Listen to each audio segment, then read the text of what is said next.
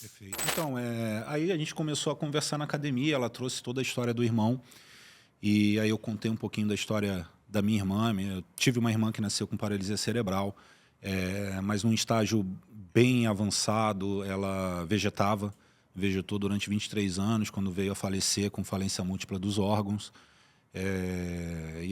E ver minha mãe ali se doando a vida inteira, teve que abdicar da vida para poder cuidar dela. Da mesma forma, eu tenho uma prima que é espectro autista. Da mesma forma, minha tia dedica a vida para cuidar da filha. Hoje ela está com 44 anos, mas ainda uma criança, né? A gente brinca com ela, ela não sai dos 15 anos. Toda vez que a gente pergunta a idade, 15, 15, eu falei, caraca, não sai do 15.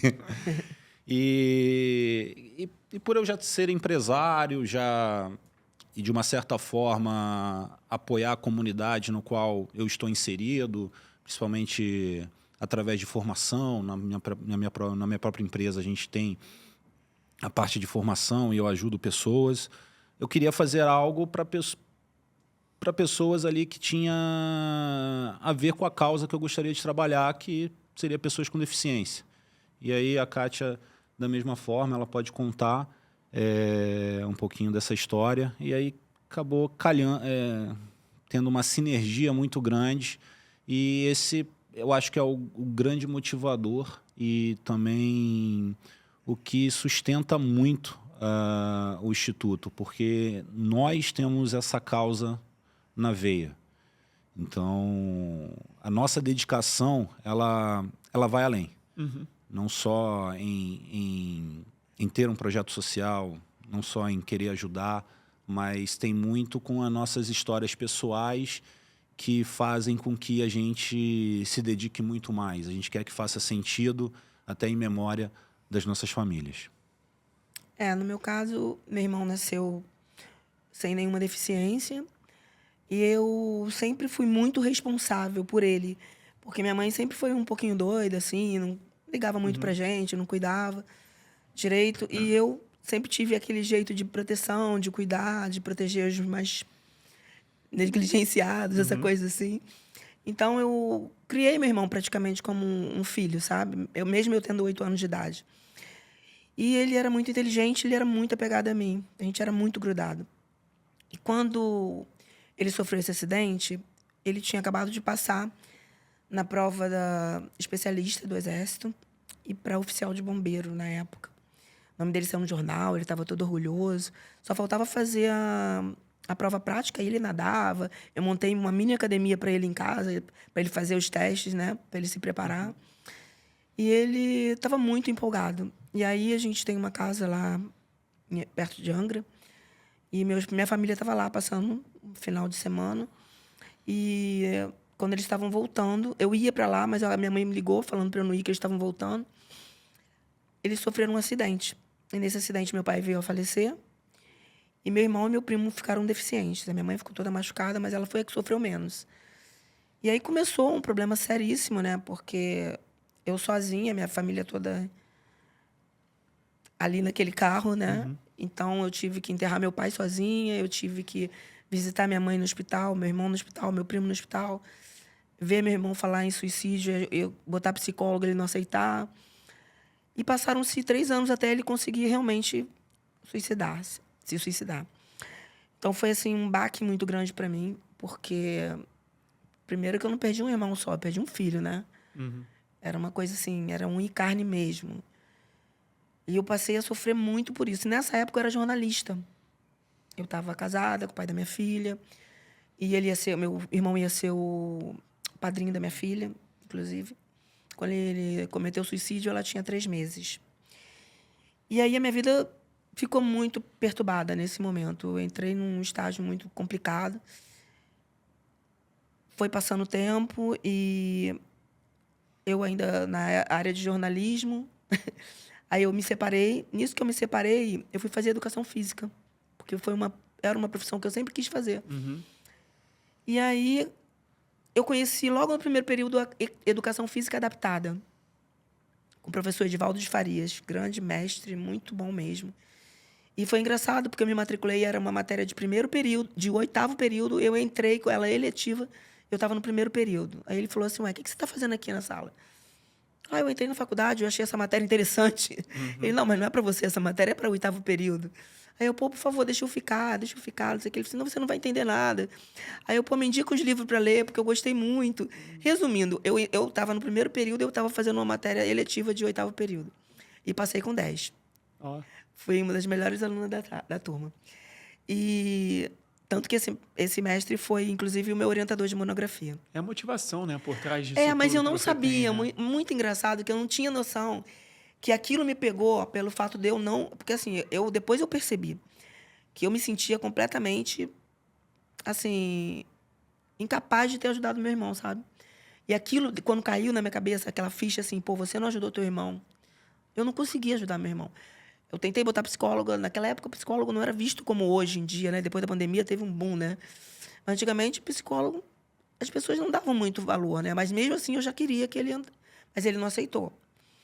E foi muito, muito forte o suicídio dele. Foi muito forte, foi muito difícil. Ele fez um ritual, ele tomou 300 comprimidos, ele aplicou um chumbinho de ato, um líquido na veia, deixou uma carta para mim com a minha mãe. Foi uma coisa horrível. Foi uma coisa traumatizante mesmo. Levei muito tempo para resolver isso dentro de mim, sabe? Eu não conseguia nem falar. Hoje eu estou conseguindo falar. Porque eu falava nisso, eu chorava muito. Me dava uma ânsia. Então, assim, quando eu comecei a estudar a educação física adaptada, eu fiquei tão apaixonada. O professor passava umas matérias para gente, uns trabalhos para a gente fazer, elaborar aulas para as crianças, aí para pessoa com deficiência visual, vários tipos de deficiência. E tudo eu fazia com o maior prazer, gostava muito. E logo no primeiro período eu também consegui fazer estágio. Eu entrei para uma academia e eu queria fazer estágio.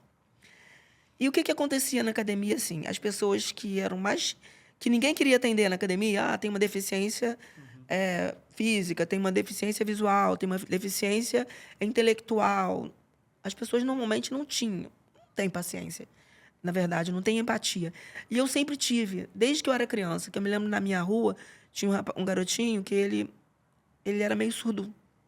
E mudo também, tadinho. Então ele ficava balbuciando.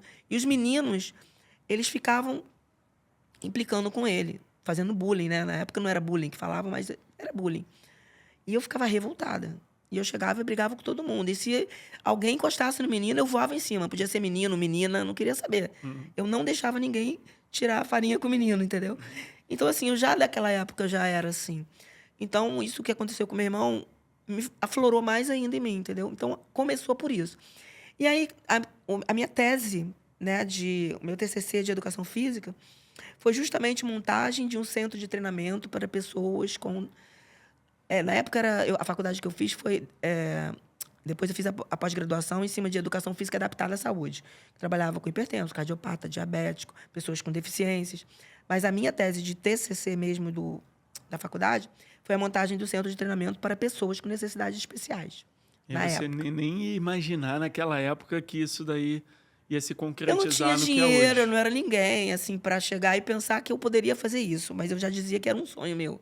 E eu não sabia que esse sonho tinha a ver com meu irmão. Eu só percebi assim, um dia que alguém me perguntou, por que você está fazendo isso? Aí caiu a ficha assim, é porque é o teu irmão? Aí eu, caramba. Aí caiu aquela ficha, eu comecei a chorar, que eu percebi que era por causa do meu irmão. Porque quando eu percebi aquilo assim, cara, eu não fiz nada pelo meu irmão, não consegui salvar o meu irmão. Eu não consegui salvar o meu irmão. E por isso, eu tô com os olhos cheios d'água agora. É a parte que eu falei que me pega, porque eu não consegui salvar. Eu queria ter salvado ele, eu tentei. E um dia, conversando com ele, ele falou assim, foi muito forte esse dia. Ele estava na minha casa, ele falou assim, você sabe que eu vou me matar, não sabe? Aí eu falei assim, por favor, não faz isso, você sabe que eu te amo. E ele virou para mim e falou assim, você está sendo muito egoísta, eu não estou feliz, eu prefiro a morte do que viver assim.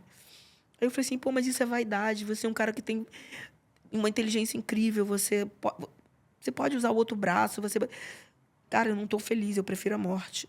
Cara, eu chorei muito nesse dia, muita coisa. E aquele dia eu sabia que ele ia fazer. Aí eu comecei a grudar nele.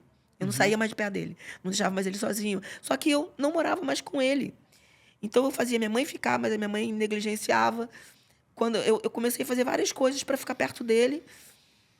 Mas ele conseguiu, ele fez no momento que eu viajei com meu marido, a gente foi passar o final do ano. Meu ex-marido é médico, ele era responsável pelo CTI da aeronáutica. E era para onde o meu irmão iria, no caso de uma emergência, né? E ele esperou a gente viajar no final do ano para fazer, sabe? E foi muito pesado, porque ele fez na virada do ano, dia 31 para 1º. Eu recebi aquela notícia, assim... Foi bem difícil. Não, imagino. Mas saiba que você está salvando muitas vidas agora. Eu sei. Então, é exatamente isso. Uma acabou indo, a gente não tem controle sobre tudo que acontece também nas nossas vidas, mas isso daí acabou fazendo com que outras pessoas que estavam passando pela mesma situação Sim. e que passam pela mesma situação que o seu irmão passou, pudessem encontrar em você. Mas a proposta é essa. Eu penso dessa forma mesmo. Eu não tinha consciência disso. Eu só sabia que eu queria fazer. E quando eu conheci o Gustavo... assim, eu fiquei de cara, assim, parece assim, o irmão que eu perdi, e ele perdeu uma irmã. Eu costumo falar, gente, parece que se encontrou, sabe? Numa união, assim, em prol dessa causa. Porque é a primeira pessoa... Eu sou muito difícil de confiar nas pessoas. Porque eu tive uma vida muito complicada, muito difícil, sabe? Mas eu confio no Gustavo. E eu confio no Gustavo desde o primeiro momento que a gente começou a fazer as coisas juntos. E ele é um empresário, assim, espetacular, eu admiro demais. Super sério, super competente. E uma pessoa que tem uma credibilidade, assim, que eu assino embaixo, entendeu? E tudo que a gente está fazendo é de coração, de verdade mesmo. O que eu faço hoje... como você falou, salva vidas, a Milena, que ela vai vir aqui daqui a pouco. A Milena é uma pessoa muito especial para mim, uma atleta que eu conheci ela veio para mim com 15 anos de idade. A mãe dela trouxe para a seletiva, né, em 2021. E a Milena falava assim: eu quero morrer, eu quero me matar. Eu nasci com deficiência. Então, assim, a mãe dela falava isso para mim, chorando, sabe? E eu falei assim, não, ela não vai fazer isso. E quando ela entrou pro esporte, você vê a Milena hoje, quando ela aparecer aqui, a Milena ama o que ela faz, sabe? Ela ama. O esporte deu vida para ela. É uma coisa assim que... Eu sei que a Milena, eu conseguia resgatar, sabe? Assim, não só ela, algumas outras pessoas já passaram, mas infelizmente desistiram do esporte, não ficaram, mas eu consegui, num momento difícil, tirar essas pessoas também. Plantou uma sementinha, com certeza. E foi aquela ferramenta que foi necessária naquele momento. Sim. Talvez o futuro daquela pessoa não seja no esporte, seja em algum outro lugar, isso, né? Mas naquele momento foi importante para ela, pelo menos, entender que, olha, a morte não é a minha única opção aqui. Existe um mundo de possibilidades fora daqui que eu posso viver. E você foi a responsável por mostrar isso daí para eles. Então, parabéns, assim, mais uma vez, né, por não só fazer com que esse pessoal todo chegue no alto do pódio, né, se tornem atletas de alto rendimento, mas principalmente que eles se tornem pessoas entusiasmadas e com brilho no olho para viver, né? Primeiro de tudo é isso. Sim.